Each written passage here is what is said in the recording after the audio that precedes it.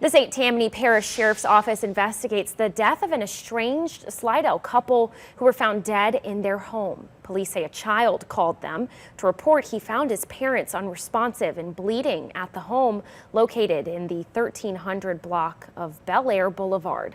Authorities found the couple inside a bedroom in the home with a firearm nearby. Two of their children were inside of the home at the time of the discovery. Police say it's an apparent domestic incident.